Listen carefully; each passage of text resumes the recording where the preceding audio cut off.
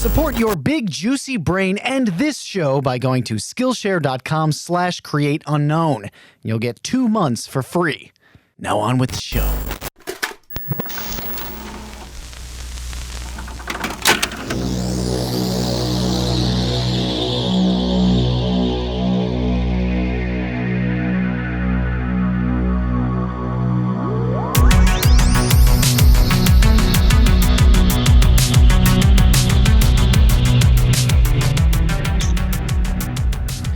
Welcome to the Create Unknown. I am Kevin Lieber. As always, is Matthew Tabor to my left. And today we have Casey Neistat coming direct from bedroom land. What's up, dude? I'm in my bedroom, so I thought the acoustics would be better here. It sounds good. Do I sound rich and deep and like does it sound amazing? I'd say it sounds lush. It sounds lush, plush, warm, comfortable, inviting. I love all those words. Yeah. Plus, if this interview gets boring, I can just go to sleep. Yeah, exactly. You guys Yeah. just talk to We each have to other. rethink the format when the guest like crawls into bed and disappears. Yeah. Mid podcast. And then we just bring the mic close to you and it becomes this ASMR like snoring video. That actually gets way more popular than the podcast. There's this show, First We Feast, the guys that do Hot Ones. They have a show. It's amazing, the burger show. And I was filming it with Alvin, the host. I'm on an upcoming episode. And he and I realized how close the microphones were to us as we were just eating cheeseburgers, which is a really revolting sound. Yeah. And he and I went into a tangent where we're like, this is the future. Listening to people chew on ground beef is the future of YouTube. There was Ethan from H3 did a video. Oh, I couldn't watch that. You couldn't watch sick to that? my stomach. Oh my gosh. Did you see this? No, I didn't. No. He reviewed this woman who is eating absurdly large seafood. So like Crustaceans, lobsters, crabs, dipping it in some sort of like a yogurt jar size of mayonnaise sauce, and then just like it was difficult to watch. That's my nightmare. why do you That's my think absolute that nightmare. that is so revolting to us though? Because it's weird because it seems to be like a universally disgusting thing. And I don't really know why. I don't think anybody likes it. At best, you're neutral. At best, you can tune it out. Somebody likes it. Somebody is like somebody She's likes doing everything. Very good views. Channel blown up. But there's I don't know, something there that's just kind of nasty. I'm sure you guys have actual things for us to talk about. Before we get into that, while we're talking about gross chewing habits, I did a whole production once with a guy who was a super talented producer, filmmaker, but he was like a big fan of cheeseburgers. And we traveled the country together, and he would only ever get cheeseburgers. And then he was a chew with his mouth open kind of guy. Ooh. And I have to say, like, by the end of that trip, if it was maybe a pet peeve before the trip, after that trip, it became like a trigger for me to just completely lose my shit.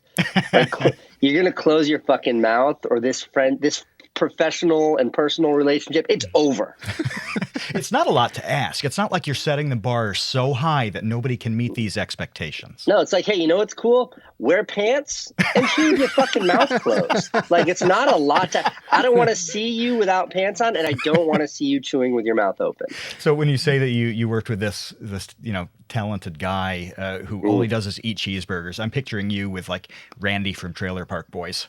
Well, he doesn't wear a shirt. On, eating a cheeseburger. He only wears pants. He only wears pants and only eats cheeseburgers. Yeah. Well, man's got to eat. Man, that guy's arteries are just screaming. Pat Roach, I think that's his name. Yeah, he's awesome. Randy? Yeah. From Trailer Park Boys? Yeah. Hey, join our Discord. The Create Unknown, join our Discord. Talk to us. Talk to us there. Discord, Create Unknown. So, cheeseburgers aside, Moving on. I wanted to get into something that we were talking about a little bit earlier, and that's this YouTube article that you came across. And I just want you to fill us in because we haven't read it. It's something about, you said the death of YouTube, and that seems like a pretty bombastic claim to make, but... So it was on The Verge, it's like the biggest tech site out there, and they've been doing a lot more coverage of not just technology, but the culture behind it. And this story that I just read, like it just came out this morning. It's 11 a.m. now, and I read it, I don't know, this morning, but it says the golden age of YouTube is over. Okay. And what the premise of the article is like YouTube as this like beautiful, wonderful, egalitarian place for creators of all over the world to try their hat at finding an audience, that is giving way to a more traditional content model on the platform. That's what it says. And then they go through it. It's a great article. They go through it from like 2011 when the creator movement started. And they even linked to a video, which is fascinating. It's PewDiePie talking about how he has 300,000 subscribers and he did 2 million views the month before. Wow. And he's about to crack 95 million, I think, as of this. But in any event, they identify that as sort of when this, the YouTube golden era began. Then they walk you all the way through it to what they identify as like when things really changed, and the real change happened with like Adpocalypse and some of the controversial things that Felix did, the controversy around the Paul brothers, and all of these other things just made YouTube so exposed and so vulnerable that, again, this is just what this article is suggesting, is that the effects of those things were that YouTube is now taking a more conservative, a more conservative road, like path when it comes to the content on its platform. But you should read the article. None of these are like my original ideas. None of it's my writing or my thoughts. But I do think it was like a pretty an interesting take on the world of YouTube right now. Yeah. Well, I mean, what are your thoughts on that? Because the first thing that I can think of, well, two things. One of which is that does seem to be the case. I mean, I know for a fact that all of a sudden certain words in titles will now cause your videos to get demonetized.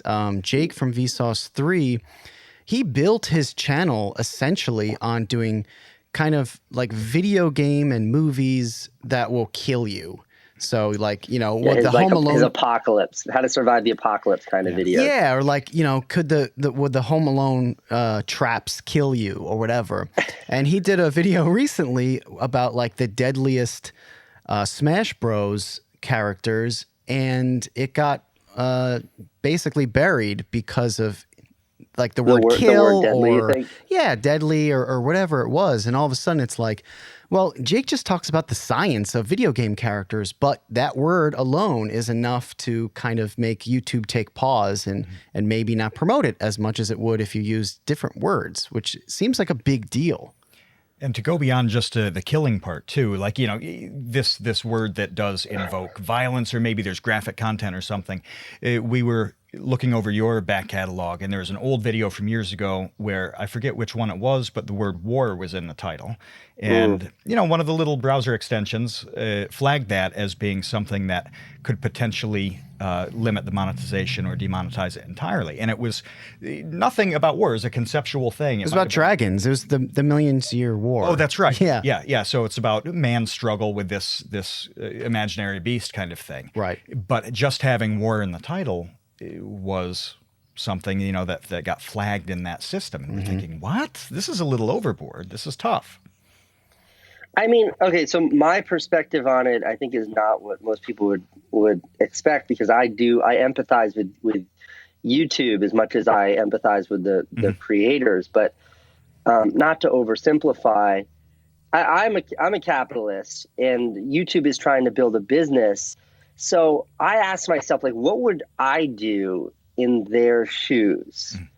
And very literally, not like a rhetorical, like, make it all about the creators, fuck the world. Like, very literally, like, it's a huge company. What's Google? I think they're in the zillion category, right? They crossed the threshold and do a $1 zillion company to being worth a Google. That's the whole point. Yeah. So they've got this. This is, let's zoom all the way out, 30,000 foot perspective on YouTube. You've got this platform where it's like, what is the number? It's like 100 hours every second or 100 hours every minute is uploaded. So even with 10,000 moderators, there's no way to filter everything unless you're having robots do it. Okay, so take that as a data point. And then take the data point of having incentivized financially countless creators in the hundreds of thousands or millions around the world, aspiring people who want to break into that audience, and their motivations vary wildly. I have a tendency to really put blinders on, and I only see the creators whose motivations are creative in nature. Mm-hmm. But certainly some are financial, some are much scarier, some are nefarious, some are far more altruistic than creativity.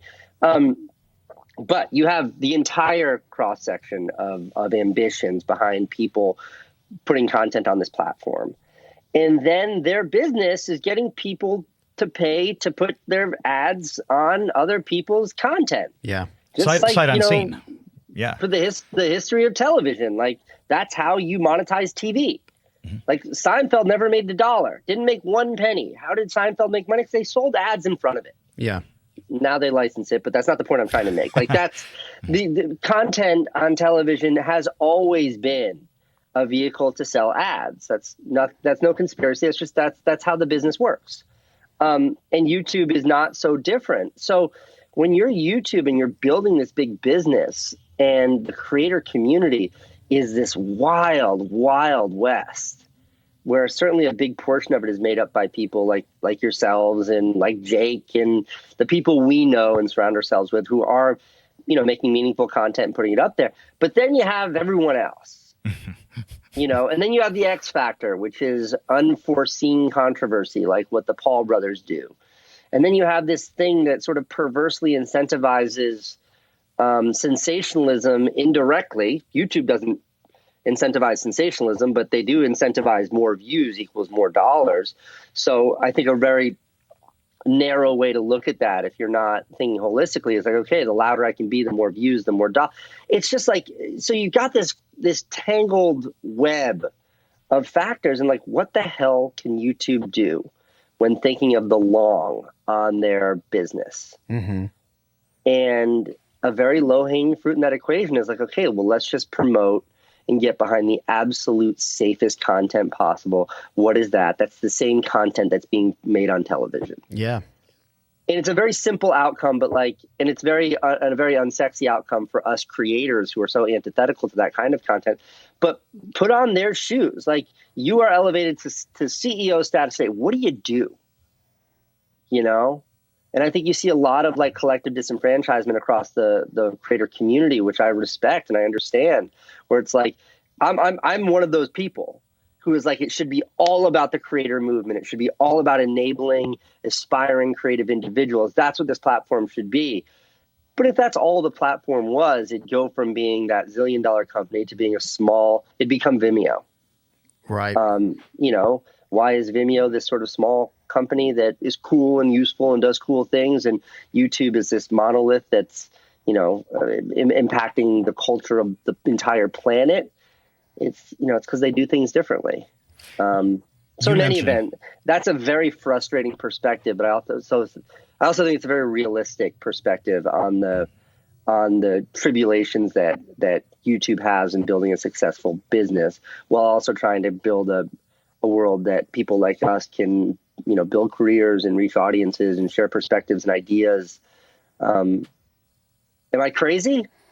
No. I mean, I think that makes a lot of sense. And this is something that Matt and I, we did a podcast actually about YouTube Rewind, mm-hmm. which, you famously yelled K-pop during. K-pop. Yeah, K-pop. Yeah. Get it. But, that was in a lot of ways our perspective as well. And I think that the audience that listened to that podcast came away thinking that was almost a fresh perspective in some ways, because we weren't just, carrying our pitchforks and torches saying, right. Darn YouTube and their corporate greed. It's like, well, their corporate greed, or whatever you want to call it, is what is allowing this platform That's to stay right. That's afloat. right. You know, otherwise, you know, we can't upload 4K videos at 3:00 in the morning for millions of people to see around the world. That's sort of, you know, part of the deal. Which you're doing for free. It's not like you have to throw $47 on a credit card before they let you upload. But even if they had a great solution, you know, you mentioned how they almost have to have that robot model of figuring this stuff out. If they had a great solution, you can't scale it. You cannot deal with the level of, with the volume of content on this and come out with anything meaningful. And everybody has to realize that. They have to be realistic about how this all works. Everything that Casey just explained in terms of the financial operations side and how that plays out in like YouTube reality, mixed with some of the tech stuff. What are you going to do? You can't just rip on YouTube and say, "Oh, this is broken. They hate us," and leave it at that. You really have to think about how it all comes together and what that means for like sustaining a platform. Right. Yeah. And look, this to take this perspective, the kind of, you know, to empathize with YouTube is heresy within the community, because I think that it's so easy to sort of vilify them. And look, there are things that they could be doing better and things that I think they are doing better. As much as we love to like give YouTube creators Twitter handle hell, they respond to everything. They really do. It's crazy. Yeah, they do. Even if their responses are unsatisfying, like that's a little thing that's just like, okay, we are making efforts. And look, there's always more they could do. And I would never say they're doing everything this is the best they'll ever be. They should be doing more. They are doing some more. They should be doing more than that. But I do empathize with the conundrum, the minefield that they're trying to navigate in a world that's never existed before. Did you guys listen to when Joe Rogan had on Jack Dorsey, the woman who's in charge of, I'm not sure what her title was at Twitter, but she's sort of in charge of kicking people off or whatever you'd call it. And then they had Tim Pool on there. I was squarely on the side of Twitter in that conversation, even though I think Twitter does so much wrong and they should be doing so much more. And I find it super frustrating how Dorsey, who I'm a fan of, is always like, yeah, we're not doing a good enough job there and we should be doing more. That's sort of his answer to everything. And it's like, but in any event, I just want to be clear that like, I'm not saying that they're perfect or even doing a great job, but when they were identifying how challenging it is to decide who's right, who's wrong, who should be kicked off, who shouldn't be kicked off, what is a violation, what isn't, you realize how imprecise that whole thing is. Right. And in that imprecision, it's like, yeah, they're going to fuck up a lot. But like, what do you expect when you have a platform with, I don't know what their numbers are, 2 billion users on YouTube and, you know, a few 100 million on Twitter, or people conversing all day, every day globally? How the hell are you supposed to police that? And how can we as people embrace the technology that's that new and that revolutionary, but not have sort of any appreciation for just how challenging or maybe impossible it is to have it be everything to everyone all the time? We see lots of discussions where people are talking on the meta platform level about, you know, criticizing a Twitter or a YouTube when they don't get these components of how it actually works. But they do that with individual creators too. Small ones, medium, big ones. There's the same sort of discomfort with those creators making a buck. And we know that you've got to have something coming in so that you can get the equipment you need. You can pay the people who help you do stuff and make the most of their talents. You've got to have some money in, you know, and the simplest little sponsorship can get a whole lot of comments about like, oh, you sold out for this and that. And we step back from this and think, well, how do you think it works? That this can't just be a thing where creators are doing what they do and never worrying about like paying rent or like getting a better camera or whatever it is. And there's this disconnect between the reality of how it works and how people think it works or think it should work. Hey there, this episode is sponsored by Skillshare. Yeah, and talking to Casey, we've seen so many different types of content from him over, you know, however many years. I swear he could figure out how to shoot a video on like an 18th century shoebox camera. Yeah, I'm surprised he hasn't actually. Out, right? I'm surprised he actually hasn't used a potato yet. Like, there's that old joke of like, "What did you shoot this on a potato?" I'm surprised Casey hasn't been like, "Actually, yes, I did shoot this amazing $1 million commercial on a bleep potato." No, I can't say the brand name. We'll just bleep that out. But on a potato, yeah.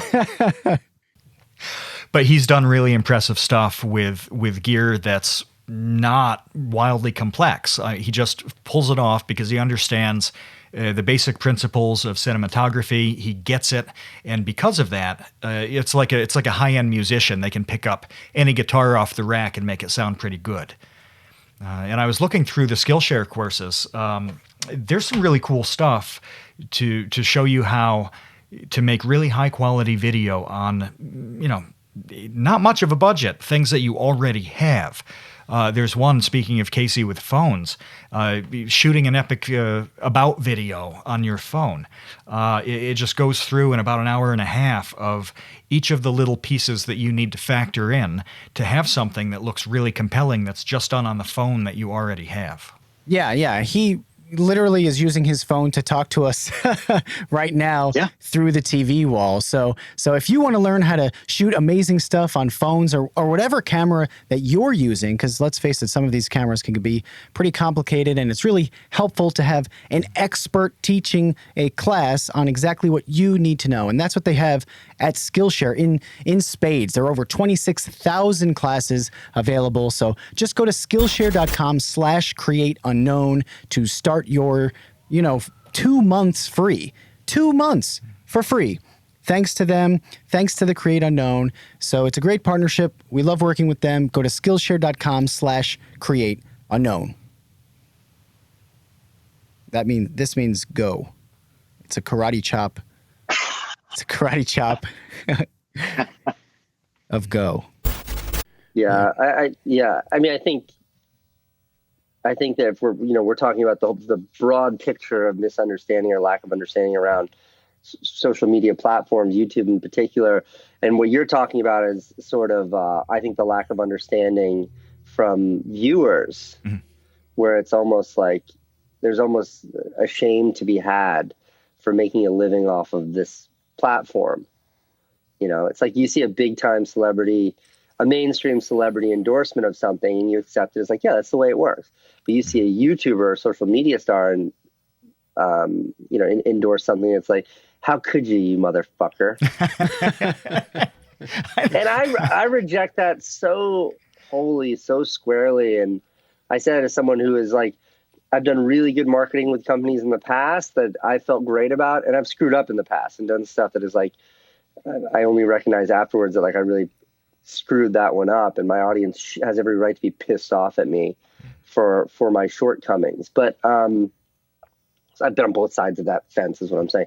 But even so, within that, I think that like I've made videos that says it should be celebrated when a creator figures out how to make a living off of their creations.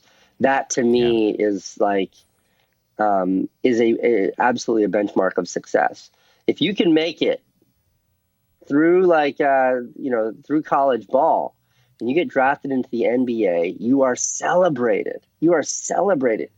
If you get signed with Def Jam and you get your album released and you get an advance, you are celebrated. You fucking did it. But on YouTube, if you figure out how to get a Coca-Cola to write you a check because they want to be a part of your content, like you should be ashamed. And I don't know where that comes from, but I think it comes from a place that, again, I also understand and empathize with those individuals critical of that. There's a sense of ownership between your audience and you. Subscribe to you, Kevin. I love what you do. You're my friend. I watch you in your living room. You're not supposed to be making money because you are me and I am you. So I get that. It is that connectedness that enables us to build these audiences, and it's that connectedness that people feel is being compromised when you are, making a living off of that same audience. Yeah, and I also think it's different depending on potentially what kind of content you make, because you can make, any kind of content on YouTube. That's the beauty of it. But I would say coming from educational content, there's like an extra thick layer of stigma, I think, with making educational content and then also making enough money to make more educational content. Right. It's like, why aren't you just doing this out of the good of your heart because you want the world to learn? And it's like, well, I do, but I also would like to hire an editor so that I can pay that editor to help me make the world learn. There is like a process here to actually creating the content that is educational. It's not just magic. No, and that's how you get to make more of it. That thing that you like, that you're watching, that you're a big fan of, right? This is what we do so you get even more of that thing that you like. It should be an easy sell, but for whatever reason, it isn't always an easy sell. So, Casey, what do you think could help bridge that disconnect between people's expectations and the realities of how this stuff gets done? Is it even possible? Yeah, I mean, totally. The mission statement of 368, my company, was just to help creators go pro. And by pro, I mean, I think you're a professional when you make money off of your craft. And I say that because, I made videos for 8 years before I made a penny off of my first video. These are pre-YouTube days. So, I really believe in that. But I think one way to tackle that, and I found this to be a really effective way, is with a level of transparency with your audience. The thing that I think I was criticized most for is doing a ad campaign and then not telling my audience that it was the video was an advertisement until the end, and they felt duped and they felt tricked. And I went into it, making it where I was masking the fact that it was a brand deal until the end, because in my head, it was like, my audience will love this. They'll appreciate that because I made a great video. Oh, and by the way, check out this kick-ass brand that enabled this video. That was my naive thinking going into it. And then afterwards, when the audience fucking flipped out on me, I was like, you know what? They're right. I think they were right. I was wrong. And I should have seen that. I should have known that it would have made them feel manipulated. And I was wrong. And then the next brand deal I did was me stopping the video saying, this is a sponsored video and it's sponsored by this company.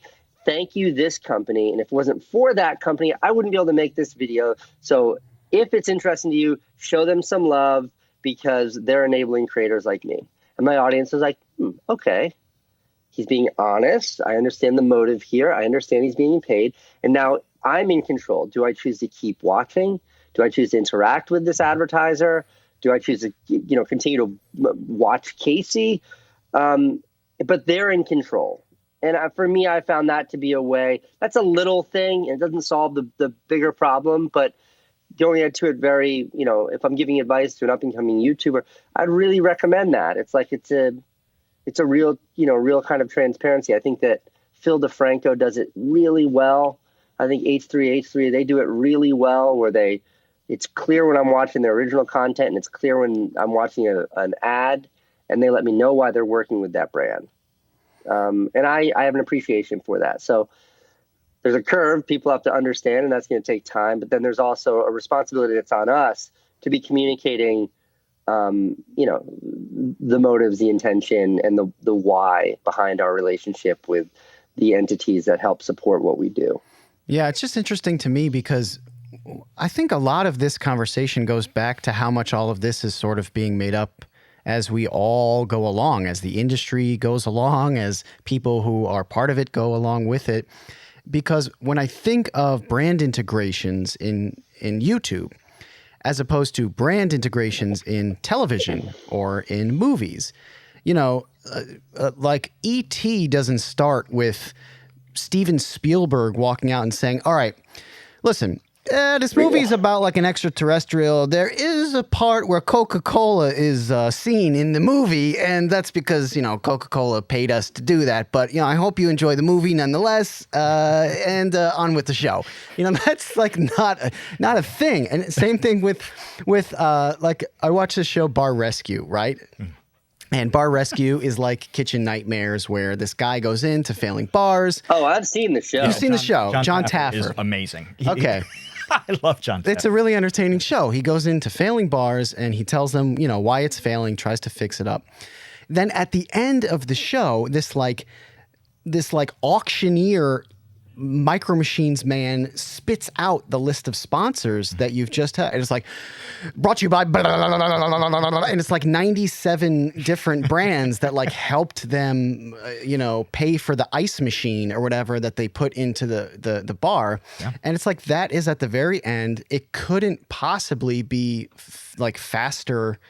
It couldn't be communicated like faster and like less clear. It's like almost purposefully obtuse. And that's fine on television.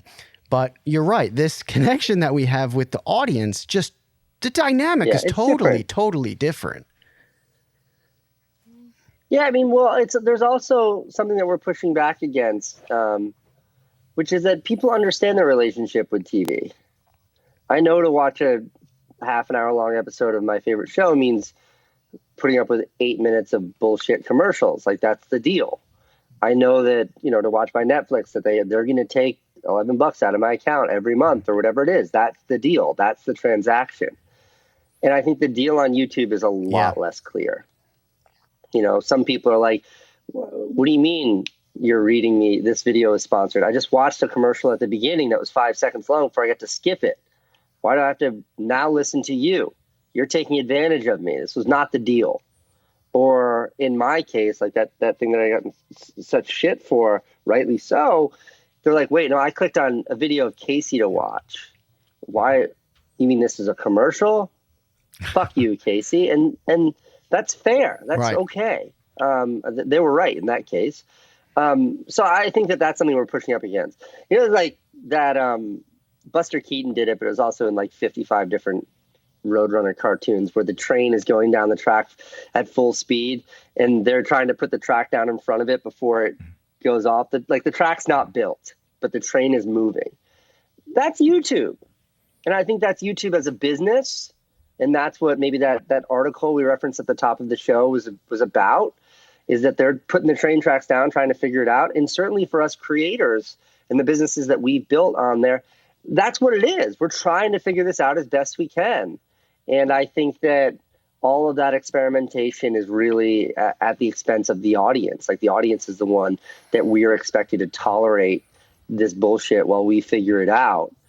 And, so I think that there's always going to be conflict and there's always been frustration on behalf of the audience. We should have seen that coming with the rollout of Red and Premium, where there's a lot of pushback that some people I like to watch, all of a sudden I have a paywall to watch them.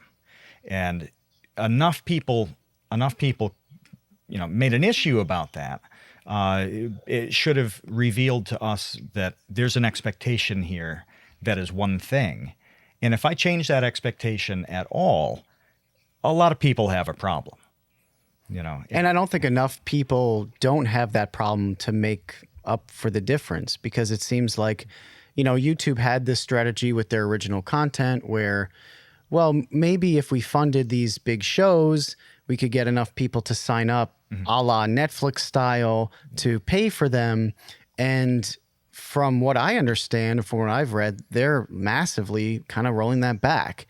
It seems like now, moving forward, their next, I think in 2020, their plan is to have only ad-supported content and not really rely on that paywall anymore. And I think it leads to your point that enough people already have an idea of what YouTube is, and then all of a sudden changing that. It's not like, so I remember when, I don't know, Casey, if you remember this, when Netflix originally started streaming, when Netflix originally was trying to switch from mailing you DVDs to being a streaming service, they put out this, I think it was a letter. Do I remember getting a letter in the mail that they sent out? Yeah, that they were like changing the streaming service to Flickster. Am I remembering this right? Like that, yeah. It was really weird. Okay, you're conflating a couple of things, but I'm very familiar with what you're talking about. So Reed Hastings when this was long after they rolled out streaming, but it was when streaming was overtaking DVD shipments. And what he tried to do was bifurcate the two products. So you could either sign up for Netflix, which is just streaming. And now if you wanted DVDs as well, you had to sign up for this separate program. And people flipped the fuck out. And they flipped out on such a level. If you remember, like, Reed Hastings made like a really bad YouTube video explaining the situation, his intention, and trying to fix it. And it was just like gasoline on the fire till they rolled back the whole thing. But I think that that is a very good and very interesting parallel. You set expectations. People had an expectations. For my $8 a month, I get my DVDs and I can watch your streaming service. And then when you change that, people feel like they're being tricked. And I think that when the nature of the business is as both complex and nuanced as YouTube, you're gonna be hitting these landmines all the time. And I think Red's an interesting example because, to me, you know, it's like, well, how do we get higher quality content that people might pay for? And it's like, I know, let's go to our biggest creators. Let's offer them real budget to realize whatever project is exciting for them. They'll use their audience to promote that and get people to pay for the paywall so they can see this great new content. Everybody wins. Audience gets fresh content. Creators get to make something new. YouTube gets more subscribe. Everybody wins. And then, it didn't work out. But again, I think that's sort of indicative of it making sense on paper, making sense in theory, but in practice, it's far more complicated when you're diving into such a such a multifaceted universe as YouTube, and the social dynamics of the relationships between creators and audiences and expectations and why people click subscribe and why they like YouTube over television, and all of those super nebulous, impossible to define things. You're building a business in and around that. It's tricky. And look, there's so much more that could be done to make it better. I'm not defending anything. I'm just when I think, what would I do? I don't have any answers. I think I'm like a perfectly average intelligence. I have like an IQ that's, if not triple digits, very close. And I have no idea what I would do to solve the problems that YouTube's dealing with. This episode is sponsored by Audible. Thank you to them for helping support the Create Unknown. If you want to support your own brain, then you need to sign up for Audible, because Audible members can choose 3 titles every month, 1 audiobook and 2 Audible originals that you cannot get absolutely anywhere else. That's what originals mean. And you also get unlimited access to more than 100 audio-guided meditation and fitness programs, along with free access to top newspapers delivered daily to the Audible app. And really, the whole thing is very easy. You get free exchanges, you can listen on any app, and you can keep your library forever and ever and ever, even if you cancel. So let's get into a recommendation. How's about that? I recommend that you check out Creativity Inc. It's about Pixar from its beginning up through its huge, gigantic success, and it dives into all the ways they set up the studio to combine the creative side and the business side. It's amazing. It's really what we love to do here at The Create Unknown. So go listen to that. Start listening with a 30-day Audible trial, and your first audiobook plus 2 Audible originals are free. Just check out audible.com/thecreateunknown or text the Create Unknown to 500-500. That's audible.com/thecreateunknown or text the Create Unknown to 500-500 and start listening today. And help support the show, help support your brain, help support everything you've ever loved. That's a little dramatic, but I mean, you get the hint. We talked about expectations, whether it's from a big company, whether it's from a small creator, whatever it is. It's really easy to see what those expectations were and sometimes are. Like, you made this sponsored video, you did it in a certain way, your community pushed back, you knew, okay, this is what they value, this is what they think, I'm going to do it differently. YouTube does a thing like a Red Premium, and they see the way people do or do not respond. They have a sense of the expectations. Well, great. You've seen this thing work out or not work out in hindsight. Is there any way to have a sense of it in real time, to like, how do you understand what your fans' expectations are for you as it's moving, so you don't have to, fall in a punji pit, to realize like, I should, they think differently. How do you know who they are, what they expect from you as you're doing it? I don't know. I mean, for me, it's like an oil freighter or like a gigantic ship. You can't just stop and turn. You can't just. It's impossible. You're this huge, slow moving monster. That's what a channel is.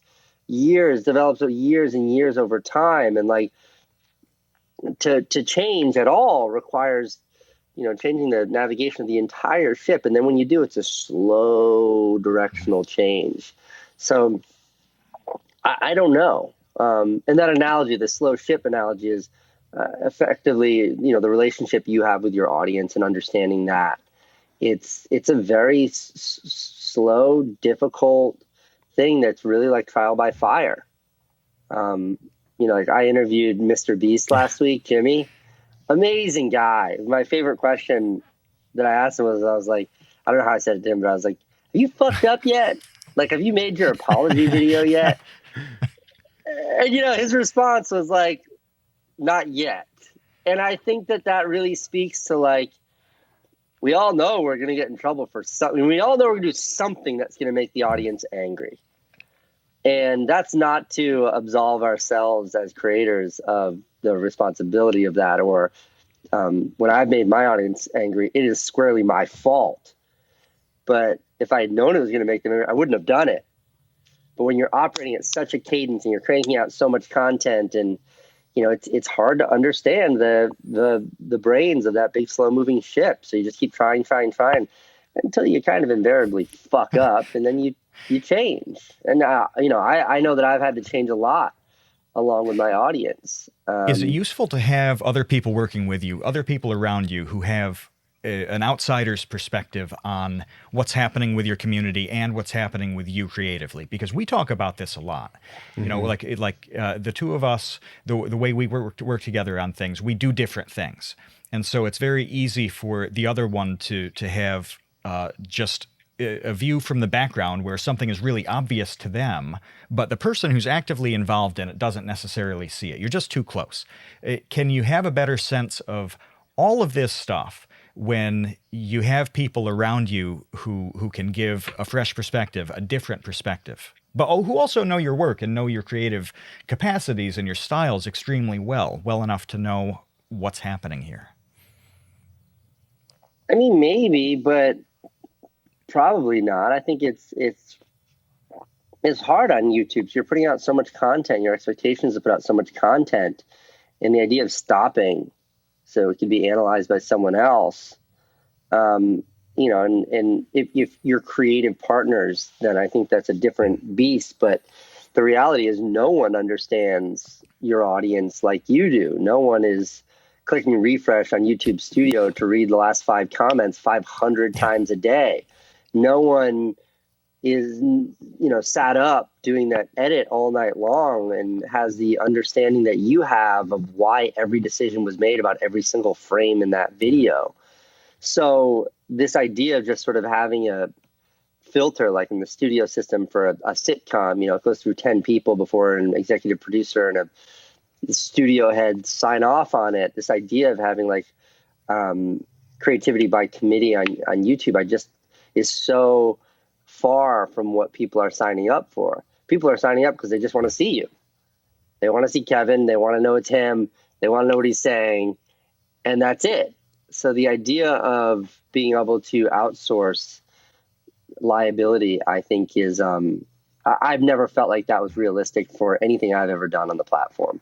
Yeah. Do you have anybody that is a confidant though, that you run your stuff by? Cause I know that we spoke with Ian iDubbbz during season 1, and it was interesting to me to find out that he often will run stuff by Max Mofo. He'll send whatever he's working on or joke, whatever, to Max, like behind the scenes, and say like, hey, is this funny? Is this dumb?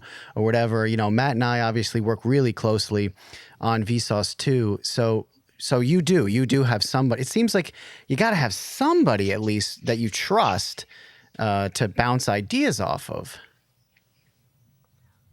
Yeah, totally. And I know I do, but it's typically, I typically only do it when I'm insecure about something or the way I've said something.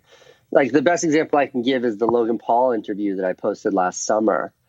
I sent that to, I spent a lot of time preparing for that by talking to journalists that I trust and talking to reporters and other YouTubers about line of questioning and lines of questioning. But then when that video was done for a week, I had Logan text me who's clearly anxious about me putting it out, nervous about me putting it out. But then I showed it to every YouTube friend I knew saying, what do you think?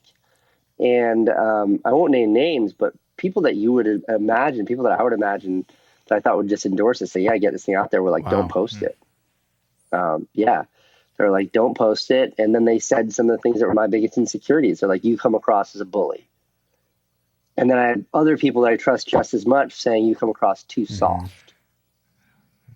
And that video is certainly unique. And that was when there was such controversy around Logan to have any affiliation was negative. And my biggest insecurity was that people might perceive that specific video as me working to help vindicate him or me trying to help his image, when the reality was I just wanted to have an understanding of his intent from a creator's perspective, because I truly felt like everything he was doing impacted us so directly and so profoundly that, it would be great to be able to hear from him. And that's why I did it. In any event, we asked this started with you asking about getting input from other people. And like that video in particular is one that I sought so much counsel for and around. And then at the end of all of it, I had to take that sort of amalgam of feedback and make my own decision. And that's, my decision was to click publish. But I guess the lesson learned is that while there's such value in other people's feedback, it always comes down to you. You're the one who presses that button that says public on YouTube. So while you can outsource maybe the content itself, you can never outsource the accountability for it. Yeah. And I wonder about, so, you interviewed Logan and you've sat down with a few people who I don't want to necessarily say were like really controversial, but like you said, there could be blowback surrounding your association with them. And that's something that I think about a lot in terms of this podcast, because it's like, if Matt and I want to speak with, X person and there are all these people who hate X person, how does that affect their, feelings about me? How does that affect their feeling? Like, how do you walk that tightrope of being able to have a conversation, an intelligent adult conversation with someone who a lot of people just put like the scarlet letter ban thing on, and then think that you are now also, canceled or whatever for associating with the person that they canceled? Like that new culture, I find almost impossible to navigate without blowing up in some regard. I remember. Oh, sorry. Yeah, look at a really extreme example of that, which was like Joe Rogan had Alex Jones on his show a couple weeks ago. And like, I'm really impressionable and people can convince me of their side of the argument. But I think that Joe's side of the argument would be like, look, like I'll have anybody on my show in an effort to understand them. It doesn't mean I agree with them. I think that that's virtuous and that makes sense. And then there's another side, which is like, this guy is truly toxic. He causes real harm in this world, which I agree with. He's done real damage. He's facing lawsuits and he's been deplatformed by everybody else because of the destructiveness he does to the most vulnerable people, which is just awful. And you're giving him a platform to promote that very ideology. And I agree with that.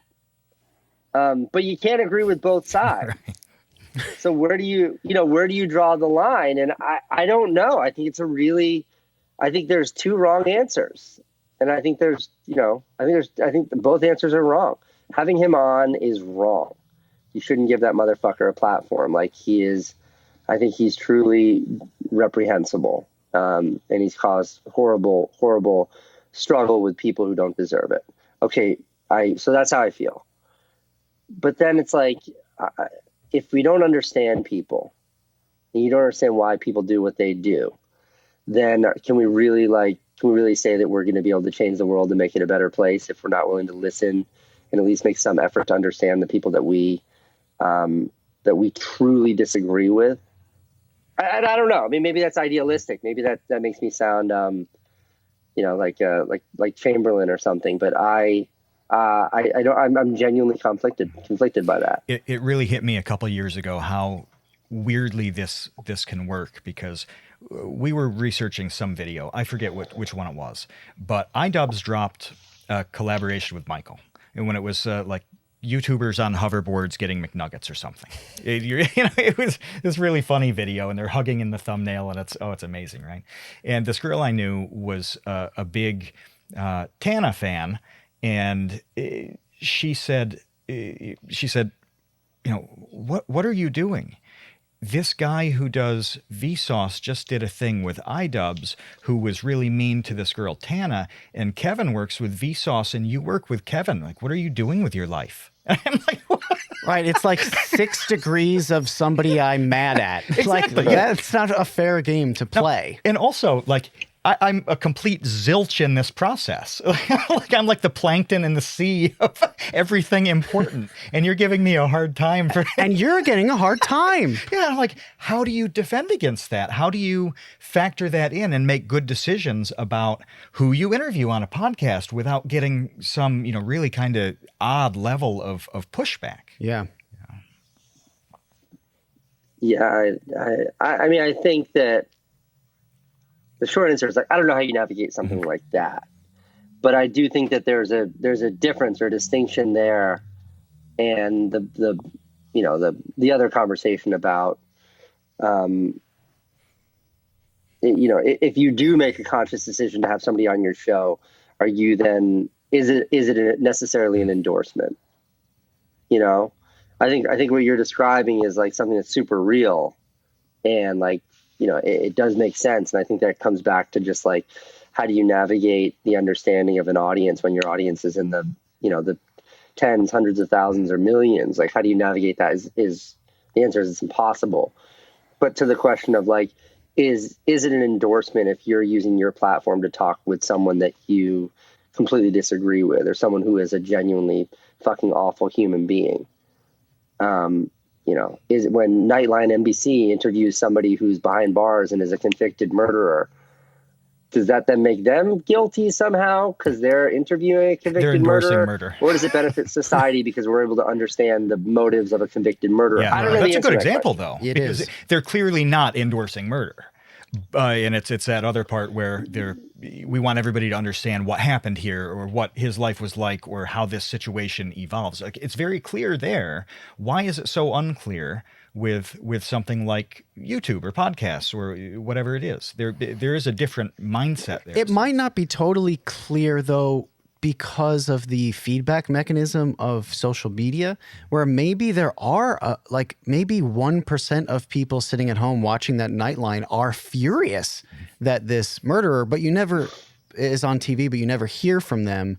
Whereas on social media, you're definitely going to hear from them, and you're going to get mobbed, and it's going to, then that snowballs. So I think it does go back to this social media weirdness that we are really kind of unequipped to understand, because it's so unnatural as human beings to be able to get feedback from literally anybody with an internet connection at any moment around the world. Like, that's not a thing that for the other, 99.9999999 repeating percent of human history, we didn't evolve to be able to handle the criticism from, Joe Schmo on the other side of the world.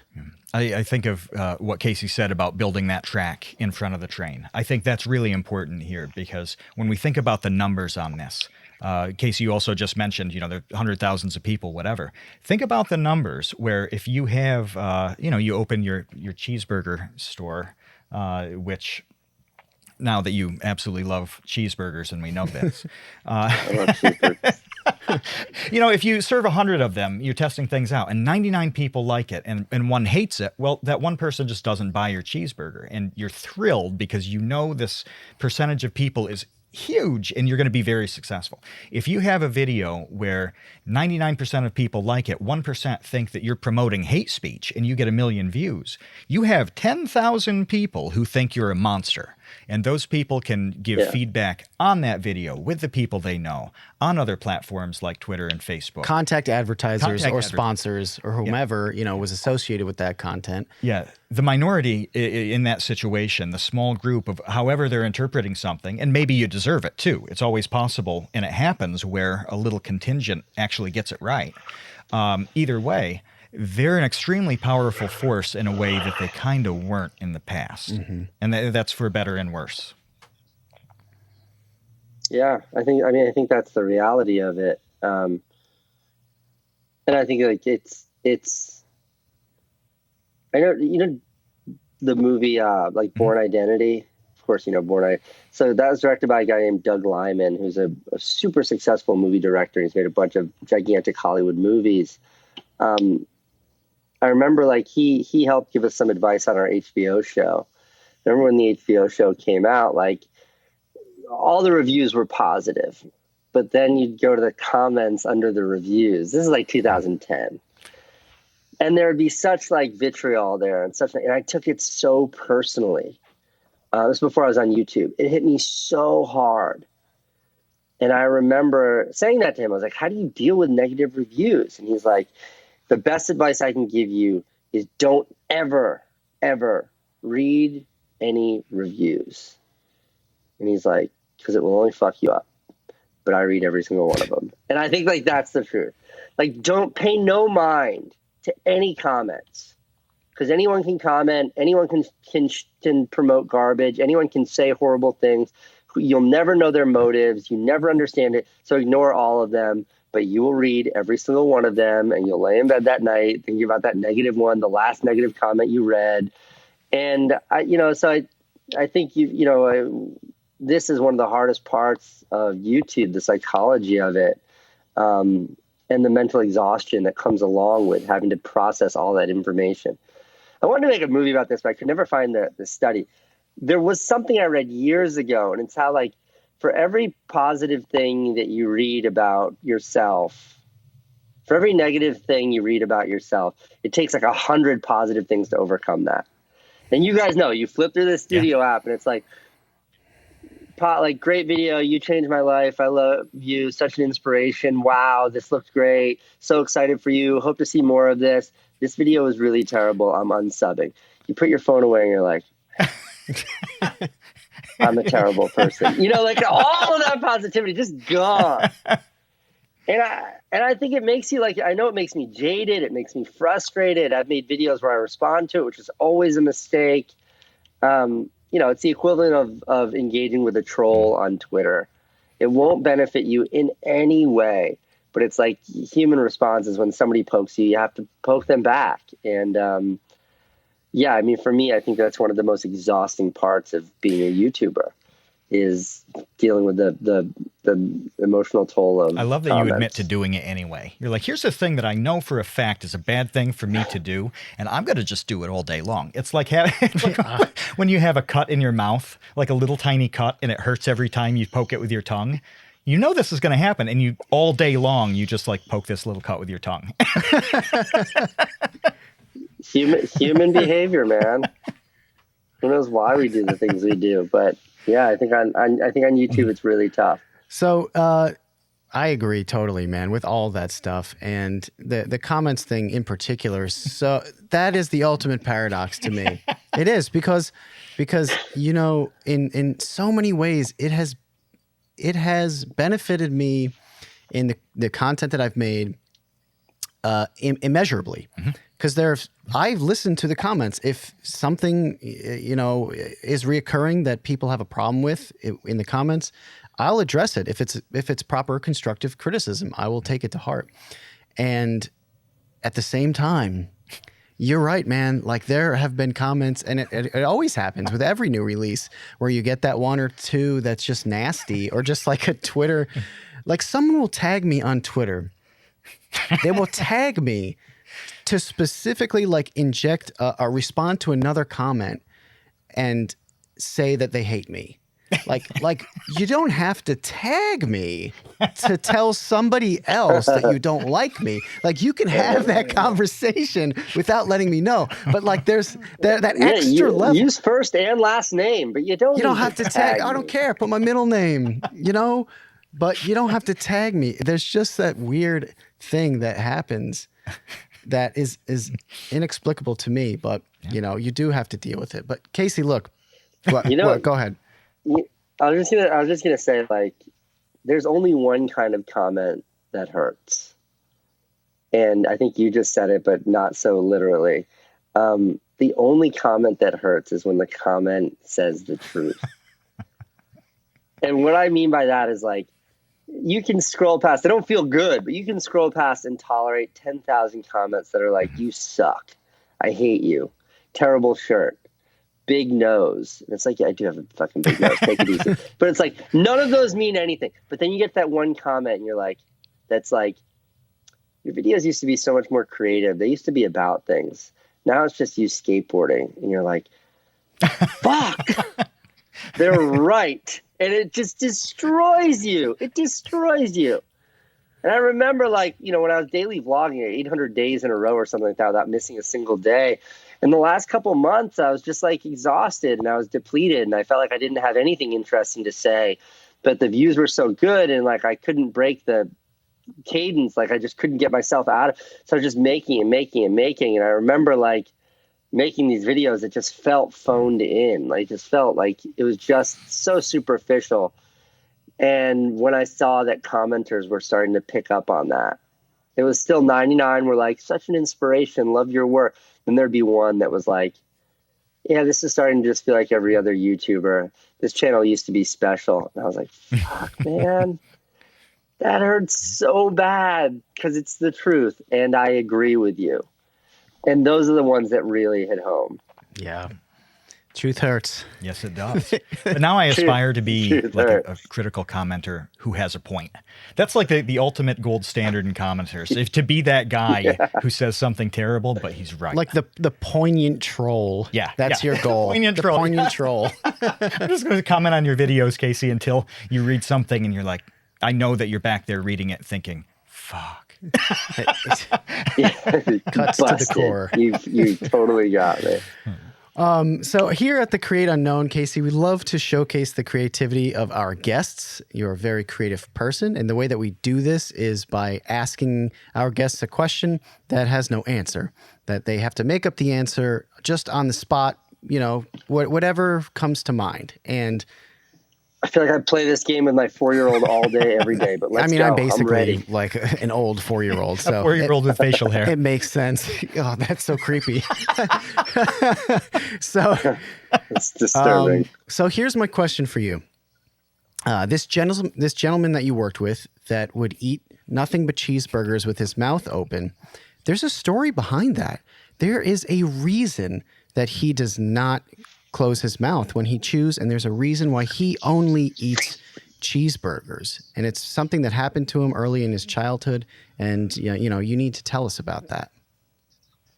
Yeah, so he grew up on a dairy farm, and it was on that farm that he developed a real taste for beef. And then later in life, when he's getting his wisdom teeth removed, it turned out that he actually had an impacted molar, and in removing that, there was an aberration in his molars, which meant he could no longer completely close his mouth. And it also left his molars increasingly sensitive, so he couldn't really chew steak anymore. So, ground beef is a much softer substitute to traditional, say, a flank steak. So he sticks now to exclusively eating cheeseburgers, and because of that aberration, he can't close his mouth. And this whole story is bullshit. and he grew up in New York City and has never probably been on a dairy farm. I hope that answers your Wow. question. So this guy created a false story to try to excuse his poor manners. There are layers to this fake story. The fake story has a fake story. Yeah.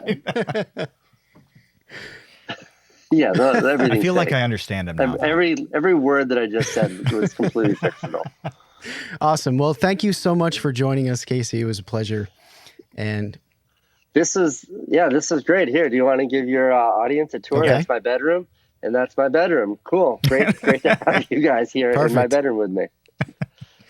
Talk to you guys later. Thanks, Casey. Thank you are about to exit the Create Unknown.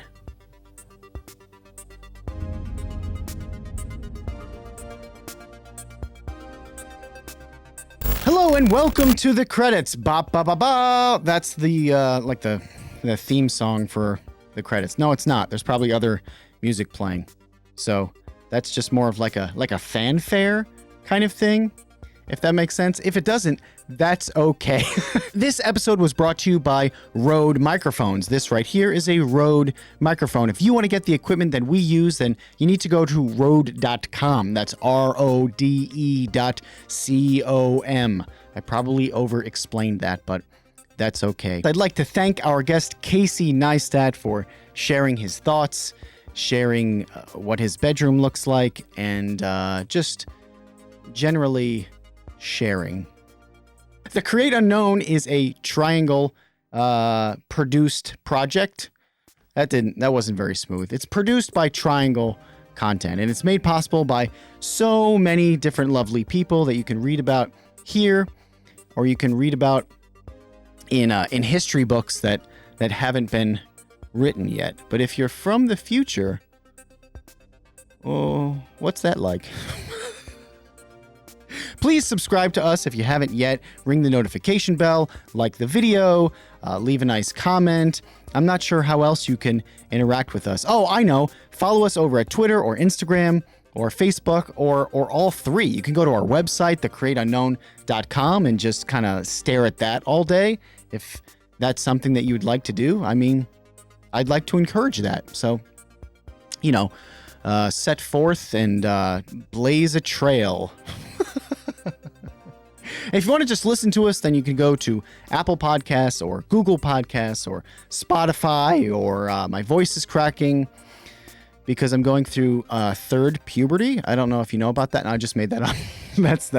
That's not a real thing. But you know what is a real thing? Love. All right, that's probably enough. See you, space cowboys.